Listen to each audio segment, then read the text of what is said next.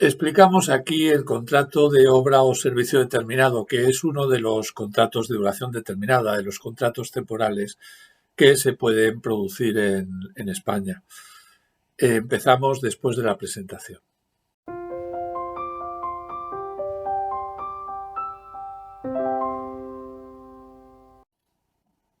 El contrato de obra o servicio determinado, como hemos dicho, es uno de los contratos temporales que existen, de duración determinada. ¿Qué significa? Significa que tiene una duración en el tiempo y que cuando se acabe, normalmente se va a extinguir la relación laboral. El trabajador sabe que tiene trabajo, pero que no lo va a tener por el resto de su vida, sino que será mientras dure la obra, en este caso la obra o servicio para el que ha sido contratado. La característica del contrato de obra o servicio es que su duración se sabe que es limitada en el tiempo, se sabe cómo se va a empezar y a acabar, pero lo que no se sabe son las fechas, no se sabe cuánto va a durar. Va a durar lo que dure la prestación de ese servicio o la realización de esa obra, pero cuando se contrata no se sabe si va a durar más o va a durar menos. En cuanto a su duración, la ley pone unos límites. El contrato de obra o servicio determinado con la ley en la mano no puede durar más de 3 años. Permite, eso sí, que los convenios colectivos amplíen esta duración máxima a 12 meses más. Es decir, que si el convenio colectivo lo permite, el contrato puede llegar a durar hasta 4 años. Como hemos dicho, el objeto del contrato, que en este caso es fundamental, tiene que ser una actividad concreta. Tiene que ser una actividad que no hace falta que sea extraordinaria en la empresa, puede ser una actividad dentro de lo que hace la empresa normalmente, pero tiene que tener sustantividad propia y poder ser diferenciada. El caso más común en los contratos de obra es para atender, por ejemplo, a un cliente en una subcontrata. Mientras dura la subcontrata, dura el contrato del trabajador y cuando se extingue la subcontrata, se termina el contrato del trabajador. Puede ser también, por ejemplo, mientras la empresa tenga una concesión administrativa. Lo mismo, mientras dura la concesión administrativa, dura el contrato. Por ejemplo, me dan la cafetería de una facultad universitaria y yo contrato a los camareros y a los cocineros para esa cafetería, pero mientras dure la concesión administrativa que me han dado. Si en el año siguiente no continúo, puedo extinguir esos contratos, salvo que llegue a la duración máxima que hemos dicho antes. Una particularidad de este contrato de obra o servicio determinado es que, como todos los contratos de duración determinada, tiene que hacerse por escrito. Si no se hiciera por escrito, el contrato se convertiría en indefinido.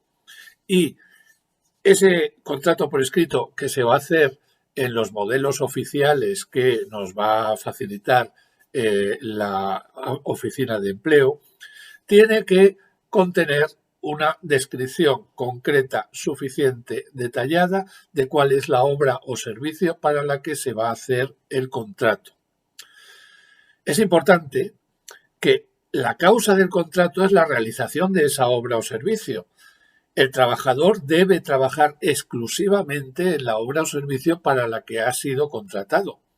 Si la empresa encomienda al trabajador otras tareas que estén fuera de esa obra o servicio, aunque estén dentro, aunque sean muy parecidas y estén dentro del giro de la empresa, pierde la causa y el contrato ya no es de obra o servicio, se va a convertir en un contrato indefinido. Es decir, en el ejemplo que hemos puesto antes, si yo contrato camareros para el bar de una facultad porque tengo la concesión administrativa, pero en un momento dado tengo otro bar en otro sitio y tengo una necesidad y cojo a uno de esos camareros que tengo ahí y los pongo a trabajar en el otro lado, ya el contrato deja de ser de obra o servicio automáticamente, el trabajador tendrá que demostrarlo, pero tampoco es difícil, y se convierte en indefinido. El contrato se va a terminar en el momento que se termine la causa, en el momento que se termine la obra o servicio para la que se ha celebrado o cuando lleguen los plazos máximos que hemos dicho antes